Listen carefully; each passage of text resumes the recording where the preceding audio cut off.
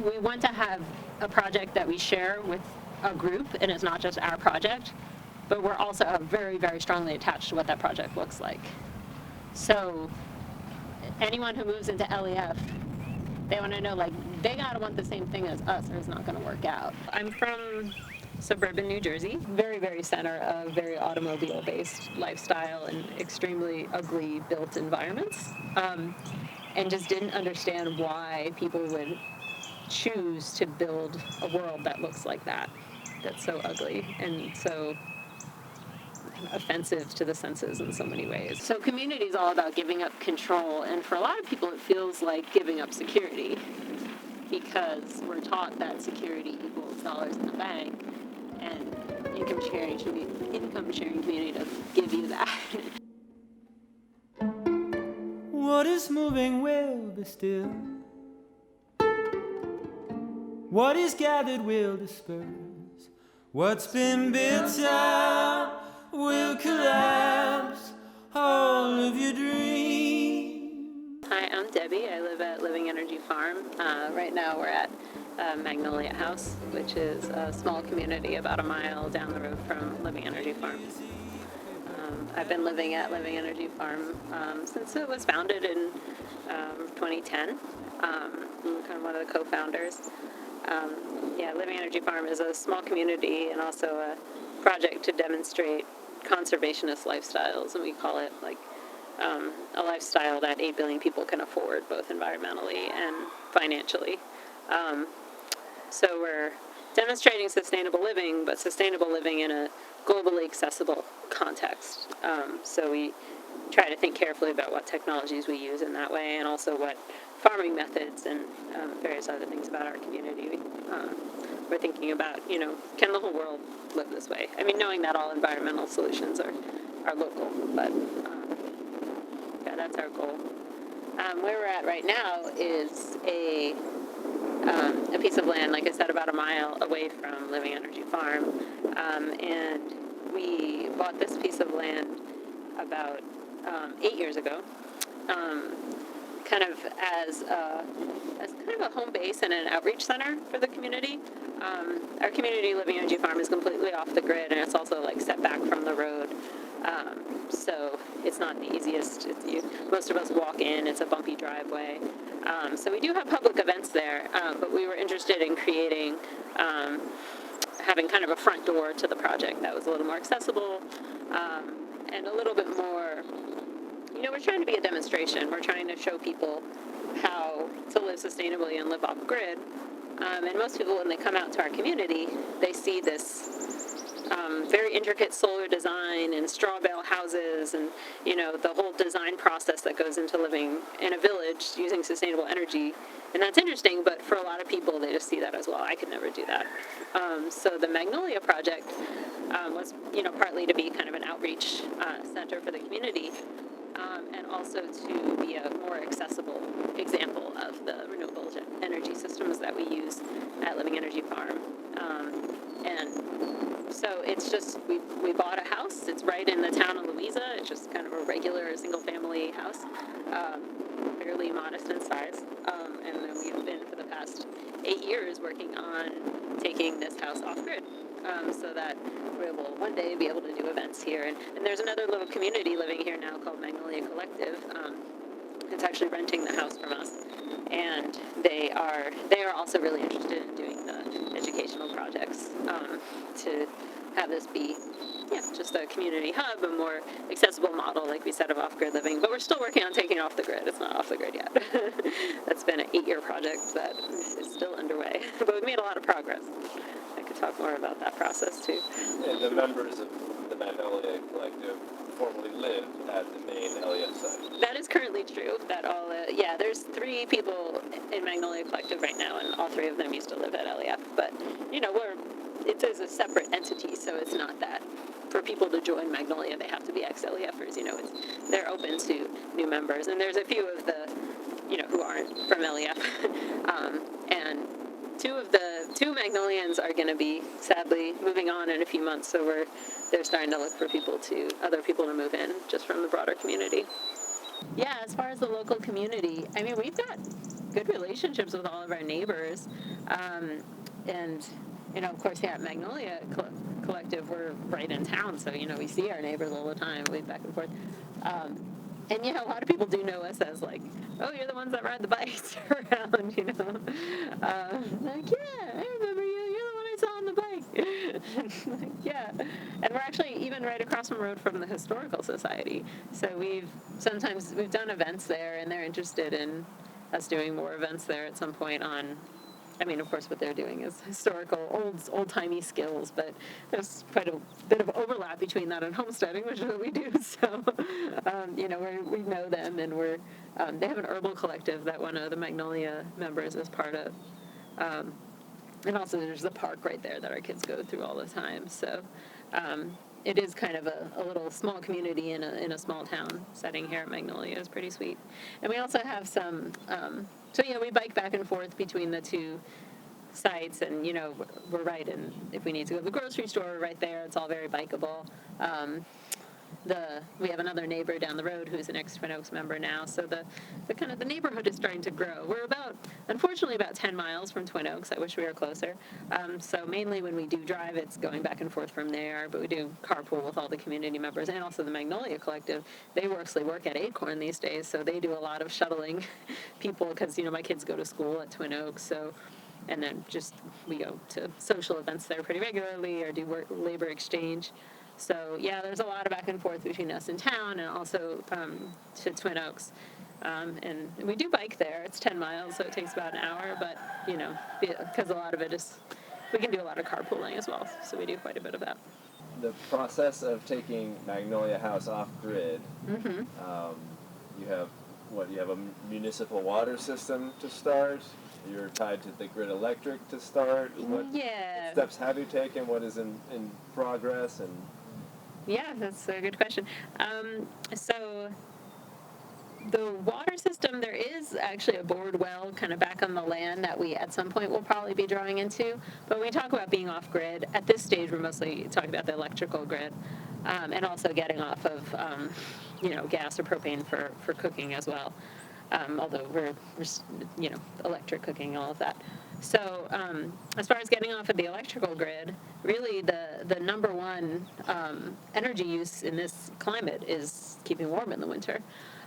So it's those thermal systems are really kind of the biggest deal when you're designing an off-grid system in this climate. We've been working in tropical climates where it's much simpler because you're just looking at the electrical side. But the thermal side, keeping a house warm and having hot water in the winter, cooking is somewhat related to that. Those things take so much energy. You can't look at it like, oh, that just means more solar panels and batteries. It just doesn't work. The very first step is to insulate your house. So that's what we've done. The house, when we bought it, it had a flat roof. So actually the very first thing we did was put a new roof on top, because the old roof was leaking. And then because it was a flat roof, it had very wide overhangs, and the house is a cinder block walls. So what we've done is wrapped straw bales directly up against the existing cinder block walls. We've replaced the windows because that's a major heat loss, and then we blew insulation over the old flat roof. So the first step has been creating that thermal shell, because once you have that, it becomes possible to use solar and other renewable energy in order to keep your house warm. If your house is leaky, there's just no chance you're going to keep it warm with solar. It's just you're fighting a losing battle. So that's been our main focus. We haven't actually been working on the house for 8 years. We bought the house 8 years ago, and then for those first 4 or 5 years, we worked on the house very little while we mostly focused on LEF. So it's really been in the past 3 years that we've been able to put more time into Magnolia. But in those 3 years, we've wrapped the house in straw bales, replaced the windows and all the doors. We've blown insulation over the roof, and we've stuccoed the straw bale, and we built a very large shed next to the house, because the house itself doesn't actually have good solar exposure, unfortunately. And the tree that is the main culprit in terms of the solar exposure is a very nice pecan tree, and so we can't cut it down.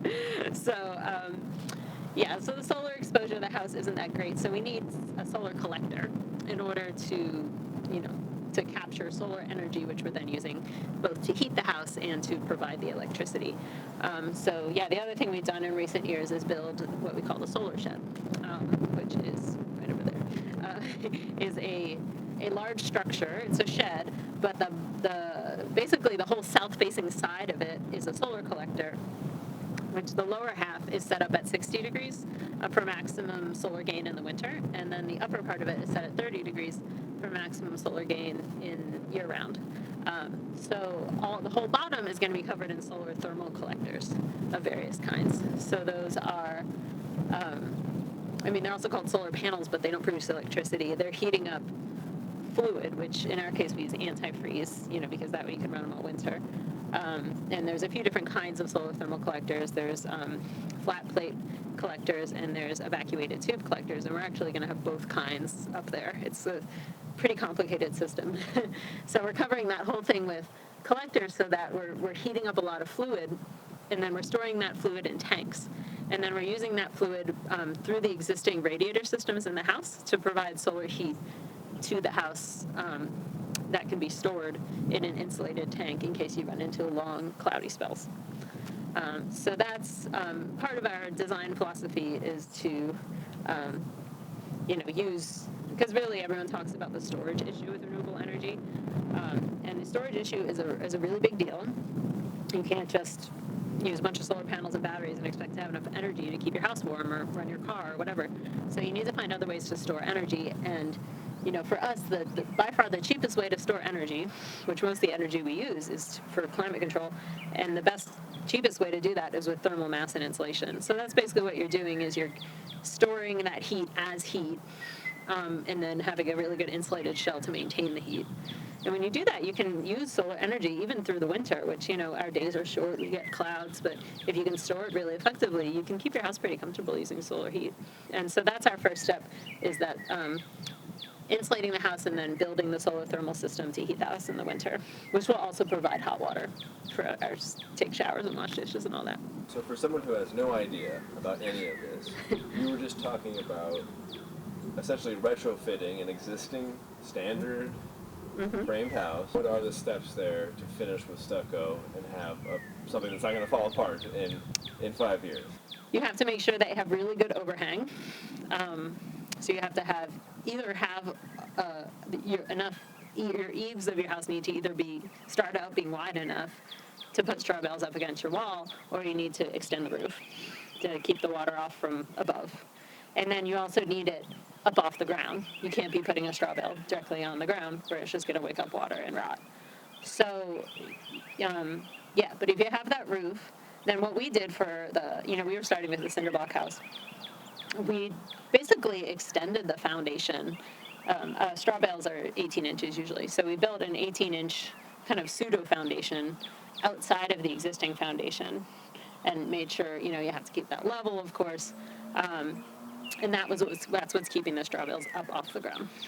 So if you've got that foundation and your roof is, your eaves are wide enough, your roof extends far enough from the wall, then you can literally stack straw bales up against the wall. An important thing to keep in mind if you're designing something, a retrofit, is that you can make those walls as thick, put as much insulation up against those walls if you want to, but if your windows and doors are crummy and leaky, then you're going to lose all your heat through there. So, like what we did, the steps were first to remove the old windows, reframe the windows, and put in new windows, which we have out flush with the end of the walls, and then built that, that foundation that I was describing. And if we hadn't had the eaves already, we would have had to build out extensions for the roof. So then once you have that space for your straw bales to go into, then you can stack up straw bales right up against an existing wall. And then on the outside of that straw bale is really important to keep the moisture off of it somehow, which you can use whatever siding you want that's going to keep the moisture off. We like to use stucco just because it's really cheap and you can use community labor. And so what we do is we use straw bale, and then we do chicken wire. And you have to make, one of the most tedious parts is getting the chicken wire to stick really tight up against the straw bale so that when you slap the stucco up there, it sticks really well. It's straw bale, chicken wire, and then stucco. But there's other ways to do it. The house that we did out at LEF, it's a stick frame, which is kind of your more conventional 2x4 frame house. And we framed it out just like a normal house, with the walls being thick enough that we could, they're 18 inches thick instead of they're usually like 4 or 6 inches or whatever they are. And then we actually put OSB like on the outside of it as an extra moisture protection, an extra layer of moisture protection, and it really stiffens up the building. And there's a few other benefits to it, but that's not necessary, and it's kind of expensive, but it's useful if you can do it. So in that case, it was, the straw bale walls stacked into the stud frame. You're, of course, working around all your doors and windows, however you need to do it. And then there's the OSB, and then chicken wire, and then stucco. But, you don't have to put stucco on it. You just need something that's going to... And you can even do, like, an earthen plaster if you want to. But if you do... Stucco is pretty much like an earthen plaster that has a little bit of cement in it to harden it up.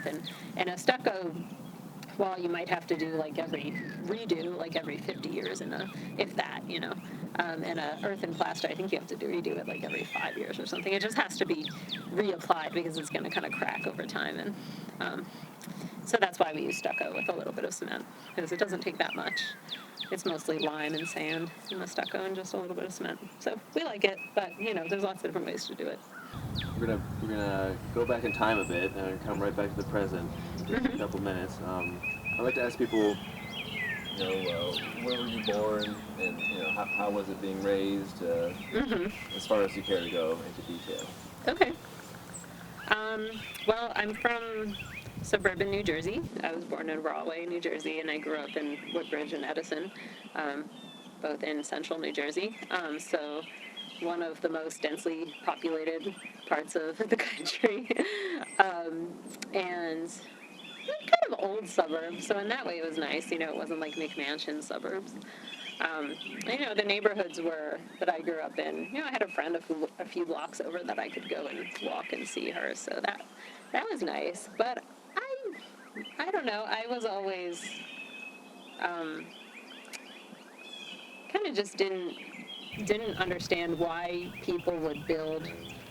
I really thought where I lived was very ugly, and especially the kind of commercial side of it and the multi-lane highway side of it. I grew up kind of in between the New Jersey Turnpike and the Garden State Parkway. Like, I could walk to both if I wanted to. I didn't, but if I wanted to, I could. So just very, very center of very automobile-based lifestyle and extremely ugly built environments. And just didn't understand why people would choose to build a world that looks like that, that's so ugly and so offensive to the senses in so many ways, and the smells and the sounds and just the exhaust and the toxins and all those things. Like, why, when you have so many resources and you're so wealthy, why build a world that looks like that? And I always kind of idealized, like native cultures, and even just like the fairy worlds that you're into in childhood, of people living in villages and being able to walk where they want to go and being surrounded by nature, and really idealize that. And it was just like, why don't we still live like that? I'm not that, obviously, like, not that naive, like, oh, that's capitalism, that's progress, but still, like, could you have something that's not so offensive? Like, why not? And I did a lot of traveling as a young person. I wanted to get out of the city, and I kind of did as soon as I could, and traveled to a lot of different farms, and just as a way to travel, I did a lot of woofing. Actually, it's how I ended up at Eastwind. And the very, very first community was Eastwind. So I was just traveling just as a thing to do, because I didn't want to get a real job, and I could, spend very little money by woofing and doing work exchange. And because... So pretty much right out of high school, you started... Well, I went to college. Right. So I went to college because as a middle-class white woman, that's kind of like, that's your option, is to go to college, or else you're a failure. So I went to college kind of because my parents kind of made me. I tried to drop out, and I don't know, is my mom going to watch this video? I tried to watch it. I tried to drop out, and basically my parents' reaction was such that I was like, fine, I'll finish college. So I finished college. After college, I started traveling. I traveled to a bunch of different parts of the United States and Canada. And, you know, like I said, as a way to kind of see more of the country without spending a lot of money. Went back to my parents for the summers, for the winter, when I couldn't do work exchange on a farm. And when I was at my parents, I made a lot of money just doing substitute teaching or whatever job I could get. And then as soon as the farm started taking people again, I'd leave again. So I did that for like 3 years. One of the I guess it was last year I did that. I tried to leave so early that I tried to leave my parents because I wanted to get out of New Jersey. And I ended up going to a retreat center just because it was the first place that would take me in Georgia, northern Georgia. And it was the worst. I had so many wonderful woofing experiences, but this was the only like really bad woofing experience I ever had. They were really taking advantage of people. You know, it was just free labor. So I was wanting to leave much sooner than I had originally planned to leave, and I hadn't lined up another place to go, and it was still like pretty early in the season for most farms. Still weren't taking people. So I ended up at Eastwind because it was the only place that would take me on short notice that time of year. So that's how I ended up at Eastwind, from the woof book. This was before the internet. It wasn't before the internet, but the woofing was still through a book. You know, so I looked them out of a book. I called them up. What year would This was in 2005, maybe. Okay. Yeah. Okay. It might have been Bucket. Do you remember him? I've heard of Bucket. Yeah, he was the one who like showed me around, and he was the one who, when I called, he was like, "Sure, come on." So, and then he moved to Twin Oaks for a while, so I knew him after that. But in any case, yeah, I went to Eastwind for a while, and it was great. I was like, this is amazing. You know, it's definitely kind of the idea that you can. To me, I saw it as like, you can live at Eastwind and it's like professional woofing. It's like you can woof your whole life, you know, just do work exchange. You don't have to like get a real job. You can do like gardening, and you can do all these things that don't actually make a lot of money and not have to worry about money. And yeah, I loved it. But I also was kind of wanting to learn about farming. And at the time, it was before Richard was there, and the garden wasn't really very well managed. So I went to a garden meeting. I remember them being like, "So what do you want to grow?" I don't know. You tell me. I don't know what I want to grow. This is your community. So You're ready to step into garden management. It was being offered right there. Yeah, I mean, probably I could have stayed and been garden manager. So you liked Eastwind. You didn't have a strong agricultural program at the time. Didn't have a big garden going. And where did that lead you? So I was talking to Otto about it. And Otto, who lives at LEF now, and he said, "Oh, you should check out Sandhill." And Sandhill's a small community, you know, several hours north of Eastwind, where they're much more focused on farming and food self-sufficiency. And so at Otto's suggestion, I ended up at Sandhill for, you know, a good chunk of the season. I had already made other commitments, so I couldn't stay for that long. And I loved Sandhill too, so that was my... You know, and I would have stayed at Sandhill if it wasn't. I think, like, I don't know, the party scene at Eastwind was, like, a little much for me, even though I was young and, like, I enjoyed it, but it was, like, a little too much, you know? And at Sandhill, it was kind of too quiet, and, you know, I was still young and single, and I was like, I think I need a little more social stimulation than what was available at Sandhill at the time. I mean, this was... Fewer than 10 people at Sandhill. Well, yeah, Dancing Rabbit was there, but it was a lot smaller, so... Compared to 50 plus at Eastwood at the time. Right. And then of course at like Twin Oaks even more so. So I loved Sandhill. I mean, the other downside of Sandhill was it was really far from my family. It was kind of farther than I was okay being. You know, they're in New Jersey and it's just too far. So I didn't end up moving into either of those communities. But you know, I did some more traveling. I think there were 2 years between when I spent a lot of the summer at Eastwind and Sandhill, and then when I moved to Twin Oaks, where I did kind of dabbled a little bit in, like, I took, like, a real farming job for a while, but I don't want to work on it, like, an actual Market Farm CSA. Oh my God, this was like crazy hours, and it was. I was like, I don't think I actually want to work on a farm, a profitable market farm. I think I'd rather. It's very different than a community farm. Was that run by like a couple, or was that like a large operation? It was kind of mid-sized. This was outside of Baltimore, and it was run by a board of directors through City Park, and well, it was kind of a county park. And it was the board of directors hired the staff, so there was a farm manager, and then I was the assistant manager. But the farm manager, it was rough. He was going through a divorce and was very unpleasant to be around, and it was kind of really bad timing in that way. He kind of was really unhappy and took it out on everybody, and I ended up like ditching out mid-season, which really they were very unhappy about. And anyway, so that didn't work out. I had a very brief attempt at starting a community with some people I knew up in Maine, and that didn't work out.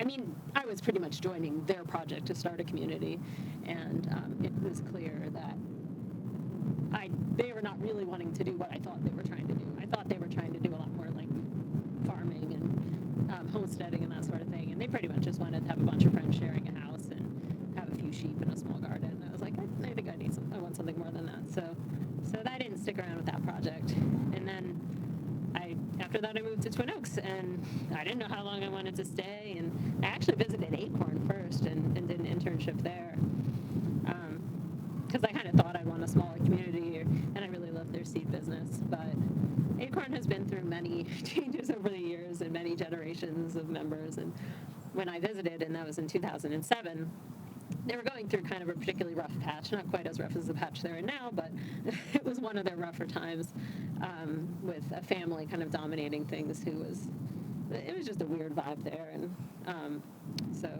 but while I was there, I lexed at Twin Oaks and really loved Twin Oaks, so I ended up staying at Twin Oaks for, from 2007 is when I became a member at Twin Oaks, and I was a Twin Oaks member until 2014 is when I dropped membership. But from 2010 to 2014, I was splitting my time between working on Living Energy Farm and still being at Twin Oaks. And that's also when both my kids were born. So I was like having babies, starting a new commune, and being a Twin Oaks member all at the same time. And then right before my second, my second child was born, I dropped membership while I was pregnant with my second child, because it kind of seemed like too much to be having a bunch of babies and starting a new community while pretending to still be a Twin Oaks member. So, I mean, I'm so grateful for everything that Twin Oaks did to support us getting started. We certainly wouldn't be here if not for Twin Oaks, and but it was time at that point to kind of move on and focus completely on this project. And sorry, when did you become a member of Twin Oaks initially? In 2007. Mm-hmm. And you met Alexis. I met Alexis in 2009. Okay. Yeah, and then I guess I met him in 2008, pretty soon after I joined. We kind of became involved in 2009. By the end of 2010, we had bought a piece of land and gotten pregnant. So that was from 2011. We were working on the land, and that's when my daughter was born. And yeah, that was kind of the timeline. Things happened pretty quickly, I guess, in those first few years that I was a Twin Oaks member. Okay. Yeah.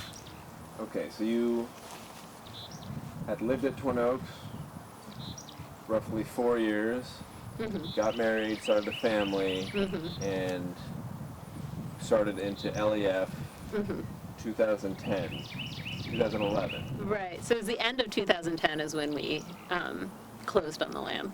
So we didn't really start working. Well, that winter we started having work parties, doing a little bit of clearing and planting trees and that sort of thing. But yeah, mainly in 2011 is when we started really working the land more. And when you were forming, you and Alexis had a very similar philosophy in regards to energy consumption and lifestyle, I would assume. Yeah. Did you talk about this with other people at Twin Oaks? Were you trying to invite other people in? And in the beginning, were there other bigger players, or was it always you and Alexis pretty much pushing the project forward?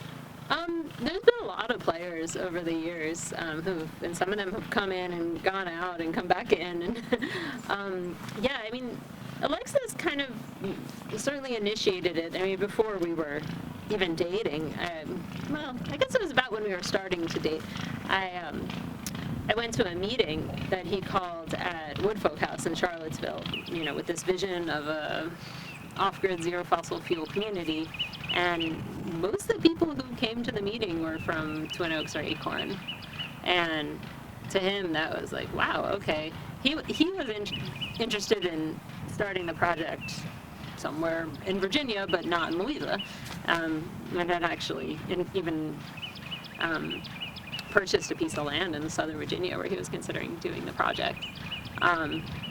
But when he saw that the support was clearly in the, you know, Twin Oaks Acorn network, he, and by then I kind of put together a working group on the project that was based out of Twin Oaks and Acorn. And yeah, the early players in the project, so the people on the bylaws, the original bylaws were, you know, me and Alexis, and then Valerie, who's been at Twin Oaks for a really long time, Edmund, who's a very good friend who still lives at Twin Oaks and has lived at a number of other communities and helped us get our seed business started, among other things. And they were kind of the two that stuck around for the longest. My sister Carrie has been involved in the project. She was on the original board of directors. And she has kind of come and gone from the project and is now becoming a member of LEF, which is really exciting. Also, John Hoover was on the early board, and he was a member of Acorn for a while, and then lived at LEF for a few years. Also, I mean, Paxis was on our original board. Really? Yeah. I mean, Paxis is always involved in every new project for some amount of time. So he was involved in the LEF for the very beginning push. And then Thomas Vecchio, I don't know if I'm saying his name right, but Thomas of Kelly and Thomas, who lived at Acorn and then lived at Twin Oaks, but then got kicked out because he stole a bunch of money from Acorn. Yeah. Thomas of mixed somewhat infamy. Yep, so he was also involved in the early days. That was, I think, everybody on our original board of directors, and who was kind of part of the working group that was, you know, so together we worked on, you know, purchasing the land, raising money, just all that goes into starting a new community, planning the buildings, and just all that stuff. And people kind of gradually dropped off the board until Valerie and Edmund stuck it out for several years, and then eventually they dropped off, and we started adding on the people who were living at LEF, the member, you know, and that's where we're at now. In terms of the board is myself, Alexis, Brenda, and John. Yeah. How did you originally conceive of LEF? What was the initial vision? Mm-hmm. How large did you see LEF getting? Mm-hmm. You know, what did you think at the time?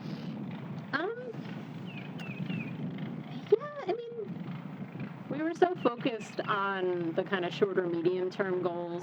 We certainly had a vision of LEF being food self-sufficient, energy self-sufficient, and just recognize that being food self-sufficient takes a village, you know, and energy self-sufficiency as well. But I don't remember really putting numbers on it. I think, like, oh, we want this many houses or this many people. It's always been kind of just whatever, however it works out. There's been times that we've been more and less motivated to expand. There's been times when population has been quite low, and it's like, well, why would we expand? You know, we have spare housing. And then there's been times that people are motivated to build more housing or to grow. And at this point, it is a very big topic of, I don't know, contention's the right word, but it's kind of the big topic that we are talking about, and, you know, realizing that there's different preferences, different priorities within the group that's living at LEF right now. For me, I don't feel like it's my priority to want to grow LEF per se, but just want to grow the movement. Like, I really want to grow the movement for intentional community and off-grid intentional community. And to me, I think at this point, that growing the movement will be better served by maybe supporting other communities with building quality housing that could be taken off grid, or retrofitting the housing that they already have, because that's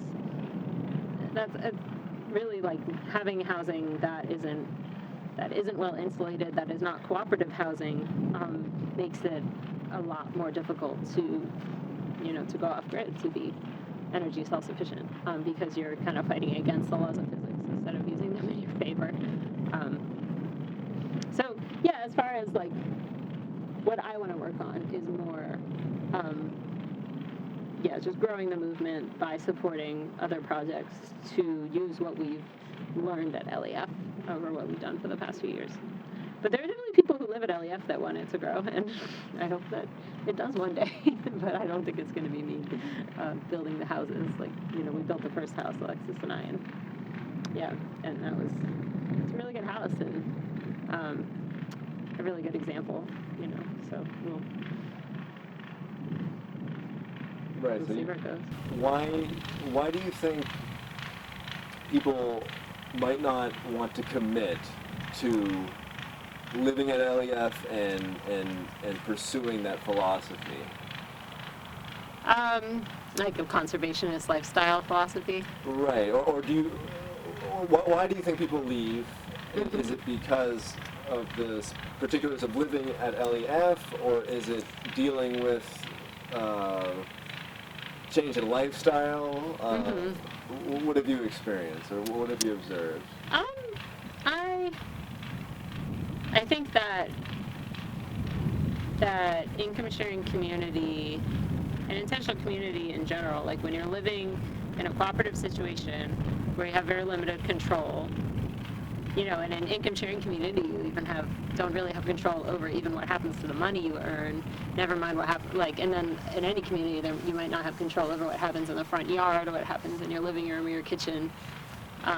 So community is all about giving up control, and for a lot of people it feels like giving up security, because we're taught that security equals dollars in the bank, and income sharing community doesn't give you that.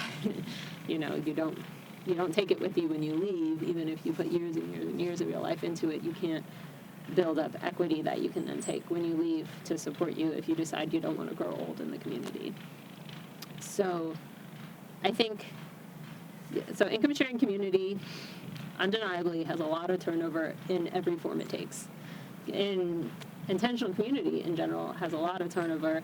Not that many people grow old in a community. And I'm not happy that that's true. And I don't know if I want to go into really I think it's because we're all taught, like I said, that security and control that's what being a grown-up is about. If you don't have security and you don't have control, then that's scary and not the situation people want to grow old in. So a lot of people, most communities have a lot of turnover. LEF is no exception. LEF, we could talk about the filters, here's the general population, here's the number of people that move to the community in general, here's the number of people that are willing to move to income sharing community, here's the number of people who are willing to live in an income sharing community that's off the grid, here's the number of people who are willing to walk a half a mile and start a fire in the morning, so there's a lot of filters for people who are going to stay at LEF. There's a lot of things that are deal breakers for most regular people, without a doubt. So you combine that with a culture that, both in terms of the wider culture and even, I would argue, in the intentional community culture, that encourages turnover, where turnover is inevitable, then you get a lot of turnover. You get a lot of turnover. LEF, I think, is not really all that different than Twin Oaks or Acorn or Eastwind in terms of turnover. I think, we've had a lot of people who've stayed for several years. And I could go through the list. And we've had a lot of people who say they're coming. Most people say they're coming for a few months and stay for a few months. A few people say they're coming for a few months, or say they're coming for a few weeks and stay for many months or even years. And then some people think they're coming for their whole lives and just stay for a few years. But to me, that's a lot like every other community. But without a doubt, I mean, LEF is, I think one of our struggles has been, we are a mission-focused project, and Alexis and I are very driven people with strong opinions who want to see our project has an impact on the wider world and prioritize that maybe over creating a home for people. And so in that way, like, it can be a struggle when people kind of think they're signing on to something that isn't really, they're not really signing on for, in terms of like, yes, we want to have a project that we share with a group, and it's not just our project, but we're also very, very strongly attached to what that project looks like. So anyone who moves into LEF, they want to know, like, they got to want the same thing as us, or it's not going to work out. And for most people, don't, like, you know, like I said, we've had people who, right now, you know, John and Brenda are stellar, and it's what they want to be doing, is they want their lives to be supporting this mission, as well as live in community. And of course, it's always messy and complicated. But I really think in some way we might have been better off if at the beginning we identified more as like a Catholic worker type organization than as an income sharing egalitarian community. Because as much as, like, I think income sharing is really cool, I think egalitarianism is a wonderful value to aspire to, I recognize that the amount to which that conflicts with our mission focus has been a problem over the years and has led to some hurt feelings and, yes, to some turnover. But like I said, I think turnover is inevitable and not necessarily a bad thing. So yeah, I mean, that is kind of true that we're a lot more like Little Flower than we are like Acorn. For the people who are familiar with the Louisa communities might understand that. We're a lot more like the Possibility Alliance than we are like Eastwind, for people who are familiar with the Missouri communities. Coming into a community, especially young people who might not have any experience, if they go to a place like Eastwind or Twin Oaks, they can find large social circles. They can find supportive friends, perhaps, etc., etc. There's more opportunities for that to happen, and it seems to me that the people who would do best at LEF are more mature, perhaps more independent, and more able to not have to lean on other people as much. Would you say that's fair, or? Yeah, I think the structure side, the bureaucracy side, has not been our strong suit over the years.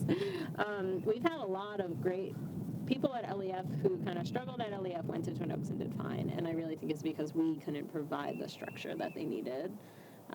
So, yeah, I think I don't think I would have wanted to move to LEF when I was 23, you know? I think I would have been kind of just needing more stimulation, needing more guidance, needing more structure than LEF can provide. I mean, I guess it's not surprising that, you know, we've had quite a few more families per capita for sure than Twin Oaks, a lot, mostly because we don't say no to families, but we're also, you know, like a couple or a family might do better in a small community just because they don't have the need for social stimulation that a single person does, maybe. You know, we have had quite a few, like, retirees, you know, people who don't need the party scene. And also, yeah, just people who can kind of don't even need somebody to manage their work day to day, you know, can kind of, like, figure out what needs to be done and plug in, you know, like Otto is stellar at LEF. In the context of LEF, he's so helpful. He just figures out what needs to be done and does it. And yeah, I mean, we're a small group and we're all really busy and trying to do too much. So, like I said, that piece of like making a home for people, and particularly for young people, because it's who's mostly attracted to community, is, you know, it's more challenging for us. That I think for the larger communities, and that's not what we're focused on. You know, if it works out, great. If it doesn't, like, you should go check out Twin Oaks. However far you want to get into it, the work you're doing now that you're excited about, and what do you see in the future? So, yeah, for a few years we've been working on some different outreach projects, and, you know, the first one we did was in the Navajo Nation, the Hopi Reservation in Arizona.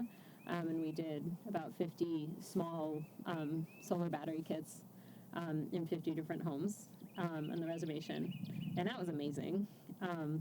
And yeah, we were able to do that with like a 4-woman crew, sending them out there with a rig of a van and a trailer with all this equipment and get it set up. And it was a pretty substantial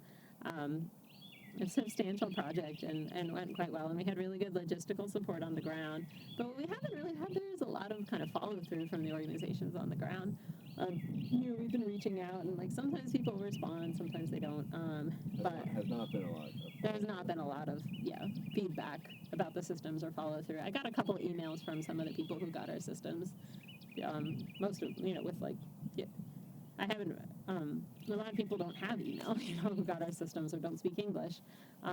So it was the follow up was challenging, and I was hoping that the organizations we were working with, even though they were great on the ground in terms of figuring out logistics and figuring out who was getting the kits and helping us get there and everything, they haven't been. Pretty much as soon as we got back is when the pandemic started, and they just stopped responding to our. I think they started working from home, and a lot of them didn't even have like internet access, so. A lot of those projects kind of fell by the wayside. We started working with a farm in Jamaica called The Source, who we were connected to because they do support work for farmers, and actually we're connected through IRA and Southern Exposure, and ended up coming. Nicola as the main organizer for The Source, and she came out and did a farm tour at LEF, and then was really interested in setting up some kind of DC system there. But I'm not sure actually how, they are off grid, but they're kind of less interested in using our systems too. But there is a guy there that we've been working with, Luke, who's kind of setting up a DC product distribution in Jamaica that we've been trying to support with. But we can't really run a solar company out of Jamaica from here. It just doesn't work, with the being a separate country and importing, and it's just. And they're not as interested because they already have a suitable system, or? Well, always the issue is, rich people don't want it and poor people can't afford it. And they are interested in doing support for people who can't afford kind of conventional AC systems. But at their farm, they wanted to have AC systems and not the DC systems we have. So it's really hard to promote a technology that when you're not willing to use it. So we haven't had a lot of hope for that taking off, really just because the partners on the ground being less interested. And so kind of at the same time as working in Jamaica, we started exploring partnerships in Puerto Rico, and we were able to get a follow-up grant to support that work early 2022. And yeah, it seemed like in Jamaica, everything was going through The Source, and particularly through Nicola. And that was kind of problematic because it's like everything's just kind of weighted on her. She's kind of the center of the circus, like a lot of organizations are kind of like that. And what we have in Jamaica is a much more broad base of support and interest than just one person in one organization. There's several organizations we're working with at this point in Puerto Rico, and the interest is clearly very strong. And the other difference between Puerto Rico and Jamaica is that in Jamaica, so there's people at the source who can afford AC systems, and that's what they want. And then the people who can't afford AC systems also can't afford DC systems. They're really poor, So the level of poverty is really challenging. In Puerto Rico, it's people have generally more resources than in Puerto Rico than in Jamaica. There's a lot of, there's a middle class, of course. There's people with less resources, and some of them couldn't afford a $3,000 system, but they can at least kick in something, And so what we're working with now is organizations who, we're trying to subsidize some of the systems that we're going to be installing in the future. I mean, what we did in our last, in the past 18 months, what we've been doing is education work. We did an educational program at our farm where we actually brought people from Puerto Rico to do workshops at our farm, and then we followed that up with a number of demonstration sites. So the idea was to use these public facilities, which are mostly community kitchens, as a way to show that these systems work. Because the problem is building legitimacy for these systems. People don't understand how they work. They don't really believe that they work. They don't want to invest in them because they don't think they're going to work. They don't think they're worth the money. And, they're a lot less expensive than AC systems, but they're not free.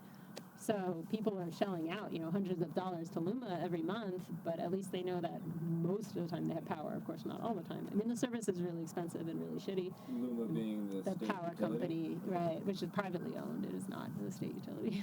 It's a private company. A single private entity controls all It's of it. actually a conglomerate of several businesses in the U.S. and Canada, but it's completely private that runs, manages the power distribution in Puerto Rico, and they pay significantly more. I don't have the numbers offhand, but many times more per kilowatt than in the U.S. mainland for terrible service, by far the worst service in the United States. So it's a very hot button issue. It's something people are feel very strongly about, is getting away from Luma. You'll see graffiti randomly in Puerto Rico saying, fuck Luma. Yeah, it's very a strongly felt sentiment that people hate Luma, they don't want to give Luma money, and they're motivated to invest in alternatives. I mean, most people, you'll also see advertisements everywhere for solar systems, but of course they're pretty much all AC, and they all are overly sold for what they can actually do. They'll tell people, hey, you can run your refrigerator off this kit or whatever, and then, if a few years go by and the batteries are degraded and it's not even running the fridge, and, a lot of people are still paying for systems that are not functional anymore because they're on some payment plan, and the system is so bad, especially the batteries, that, so there's a lot of people are jaded about that as well in Puerto Rico, so people are looking for alternatives, and, our systems have been received with a lot of excitement, a lot of interest, and now it's just how do we meet that demand with the very limited resources. And you're demonstrating these systems as well as installing them? We did in this last trip. Okay, Yeah, we so installed. Can you string someone some lights in their house, or do you have to have an electrician there, or maybe just a little bit logistically, how does that all happen? We did string lights for people. There were a couple installations where you can use existing AC wiring and run our kits through the existing wiring, but in that case you do need an electrician, but Alexis is an electrician, so there were some houses we did that, some we set up, we just kind of did some external quick and dirty wiring. Some people we just gave them cords and they can hang them up on their own. We're probably going to do, it's a very complicated job to use existing wiring and a lot more skilled. Setting up new wiring is, even though it doesn't look as nice, but it's definitely a lower skill job, and the other problem with running DC on AC circuits is that a lot of, if they're really strictly following the code and doing it right, then you can definitely apply 12 volt DC. You can put DC power through an AC circuit, a circuit that's wired for AC, as long as it's done correctly, done to code. And there's a lot of janky wiring in Puerto Rico, a lot of badly done connections. And if you do that with AC, it's probably okay. If you do that with DC, it's probably not okay. So, because DC tends to arc more than AC does, so a badly done connection will heat up more with DC than it will with AC. So, yeah, you have to make sure that the wiring is done really well if you're going to use existing wiring. So it's logistically a lot less complicated to just build another lighting circuit, So that's probably what we'll do. We did a mixture of using existing wiring and building other wiring circuits for the last one, but it really was kind of too much work, and it slowed us down a lot. And I think at the follow-up, we're just going to have to standardize we're not going to use existing wiring, because we can't be evaluating people's wiring to the extent that it takes to do it safely. And also you have to evaluate the quality of the wiring, and you have to make sure that the circuits are isolated from anything that might potentially have AC power, because it's really important not to put AC power and DC on the same circuit. Right, so you want to know that line from beginning to end. Exactly. So it's a big job, and it's very skilled. And right. So we're probably just not going to do that with the pop-up installations. I mean, ideally, we're going to be training electricians so that they can be installing these systems and working on them. And we could be doing more retrofits that include using existing wiring. We covered a lot of ground. Is there anything that's on your mind that we didn't touch on that you'd like to communicate? Or I don't know. Yeah, sorry, I'm not good at just ad-libbing. That's totally fine. Thank you. Yeah. Thanks for working on this project. Hard to believe that I mean, a long interview would be. Like, do people really watch those? at 55 is a bird on your shoulder that whispers goodbye.